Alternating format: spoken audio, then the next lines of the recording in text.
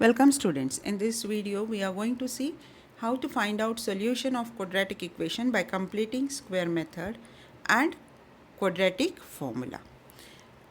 So now we have seen various problems based on factorizing of quadratic equation by using splitting middle term method, isn't it?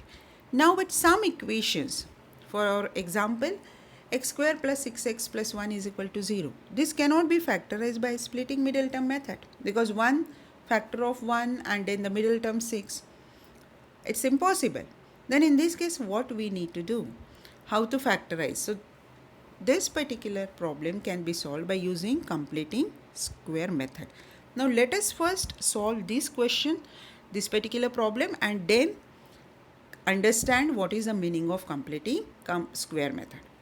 Now what we do in this particular problem, we try to separate that particular equation left hand side in two parts. The first part is x square plus 6x and another constant term which we separate. Now we try to convert this x square plus 6x into perfect square without disturbing the equation. And how do we do it? So let us see. I have written here x square plus 6x in bracket. I have just left a blank space so that I can find suitable constant term so that x square plus 6x plus that particular term will be a perfect square, and as by adding that number I am disturbing the equation, I am subtracting that particular number. Are you getting? Now you will ask, why are you adding? Because you should know that the third constant term in perfect square is always positive. So that particular will be added only. Now x square plus 6x plus missing number plus 1 minus that missing number is equal to 0. Now what is the purpose of this missing number? This missing number will make x square plus 6x plus this bracket as perfect square. Now how to get that particular suitable number? See the coefficient of x square. Coefficient of x square is 1. Is it okay? Then middle term is 6x. Can I write 6x as 2 into 3x? Now the first term is x. So what should be the second term of the bracket? It should be 3. 2ab. Is it okay? So here it is 2ba because here a is equal to x, that is the first term, and b will be equal to 3. So we know that this missing number is nothing but square of 3. Because then it will be a square plus twice ab plus b square. Are you getting? So the missing term should be square of 3, and which we obtained how? By dividing coefficient by 2, that is 6 by 2. Coefficient of middle term by 2, that is 3, and 3 is square. Are you getting? So here we have selected that number to be 9. Now when I add 9, to balance equation, I am not supposed to change the value or change the equation. So I am disturbing the equation. So to cancel that disturbance, I will subtract 9. Now what do I get? X plus 3 whole square. X square plus 6x plus 9 will be x plus 3 whole square. Plus 1 minus 9 will be minus 8 is equal to 0. Now shifting 8 to right hand side. Now can we factorize this? So yes. And can we get the solution? So x plus 3 square is equal to 8. So taking square root of both sides. So we get x plus 3 is equal to plus minus root 8. You must be aware that 4 is equal to square root of 4 will be plus minus 2. Is it okay? Because by plus 2 into 2 is equal to 4 and minus 2 into minus 2 is also equal to 4. So x plus 3 is equal to plus minus root 8, that is plus minus 2 root 2. So what will be value of x? X will be minus 3 plus 2 root 2, or x will be minus 3 minus 2 root 2. Are you getting, children? So this way we are able to find out the roots of the equation by using completing square method.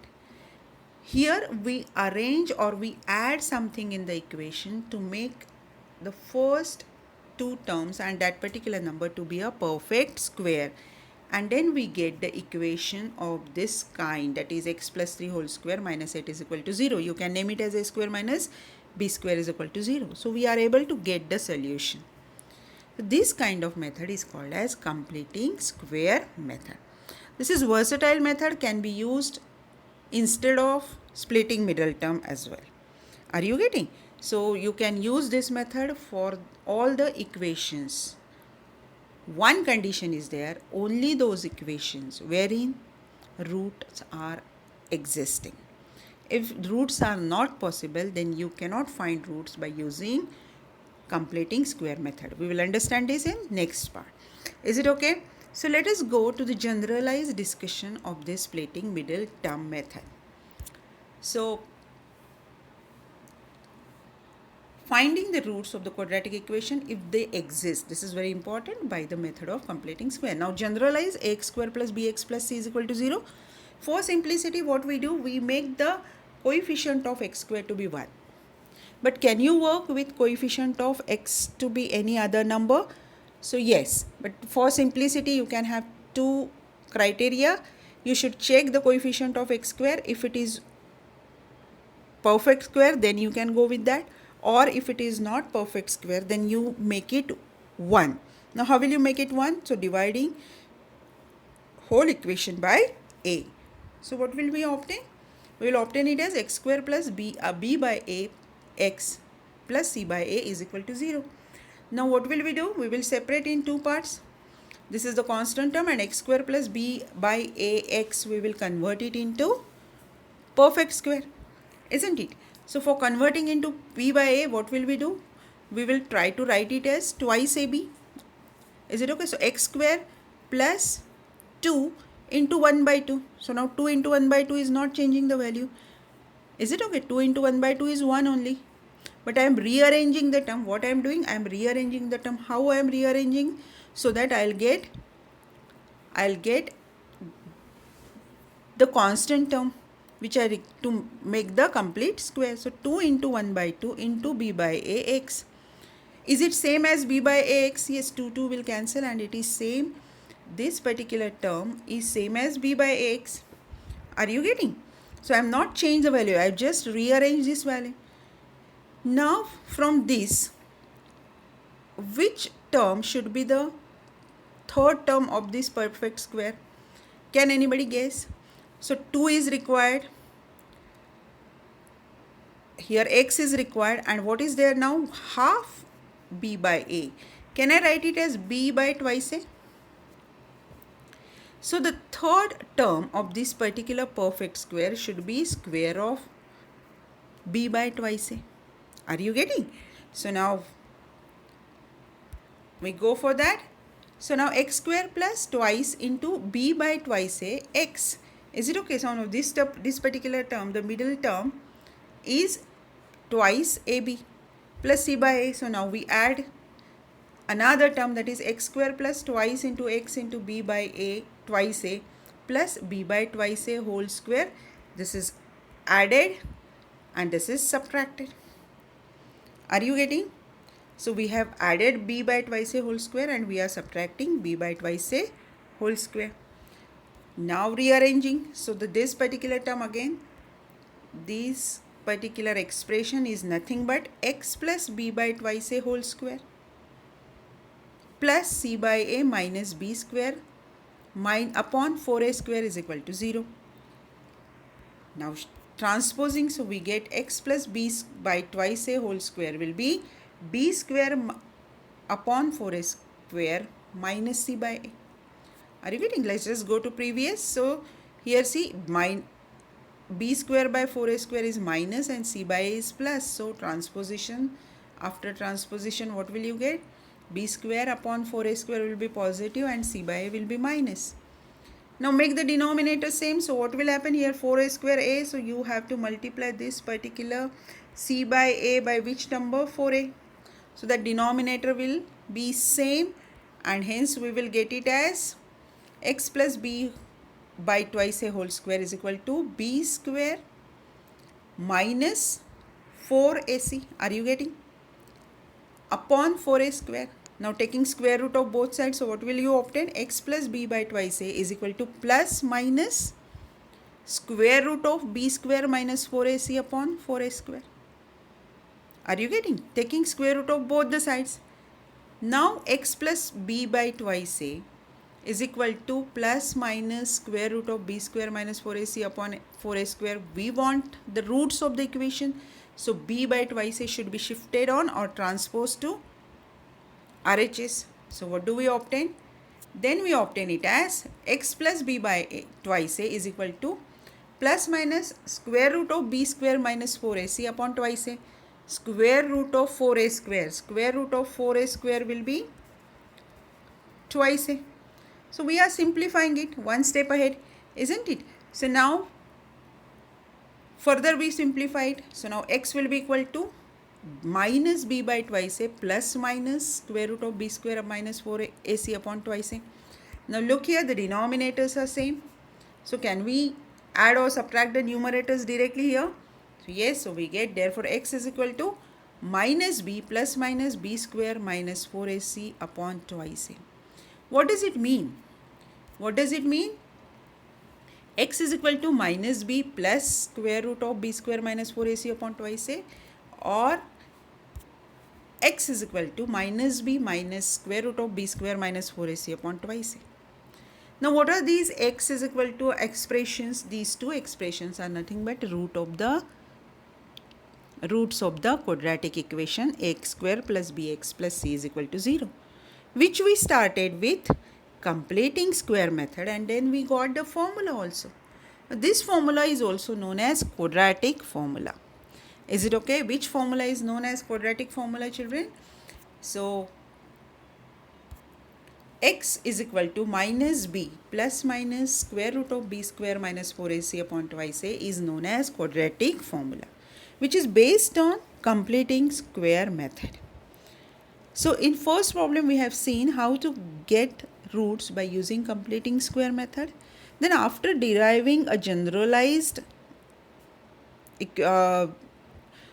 equation or solving general equation with completing square method, we resulted into one important formula, and this formula is known as quadratic formula, which is again very important and versatile. So this method is used for solving all kind of quadratic equations. Are you getting? Now in this particular equation, in this particular formula, which formula? The quadratic formula. You focus on b square minus 4ac. Now this b square minus 4ac is called as discriminant. It decides the nature of the root. It decides the nature of root. Now suppose any number is there. What are the possible things you can have? The first is that number is greater than 0. The number is 0 or number is less than 0. Now if b square minus 4ac, is it okay? So b square minus 4ac, we call it as d. We call it as capital D is equal to, most of the time it is indicated by d also, that is discriminant. Now if b square minus 4ac is greater than 0, means it is positive. If b square minus 4ac is greater than 0, then that particular quadratic equations will have two distinct real roots, which are given by the expression which we have studied earlier. If b square minus 4ac is equal to 0, then what will happen, children? Now that particular formula will reduce to, it will reduce to x is equal to minus b. This plus minus, it will become 0 upon twice a. So it will be x is equal to minus b by twice a. So you will get only one value. That means that particular equation will have two equal real roots. Is it okay? That particular equation will have two equal real roots. Now what happens if b square minus 4ac is less than 0? Now suppose this value is less than 0 and suppose you get it to be minus 4. Can you find out square root of minus 4? We say it is not possible. And this is the condition we say that particular equation has no real roots. Rather, that particular equation has imaginary roots. Is it okay that you study in higher standard? So b square minus 4ac is less than 0. This particular condition, if it comes, we say that there are no real roots. Real means roots can be rational or irrational. But no real root means b square minus 4ac will come negative. So how to go for completing? Coming back to the completing square method, how to identify whether we can use completing square method or not? So first you identify the coefficients of the equation like a, b, c. Then you do b square minus 4ac. If that value is coming equal to 0 or greater than 0, then only we will go for completing square method. Otherwise, you will just write that that equation has no real roots.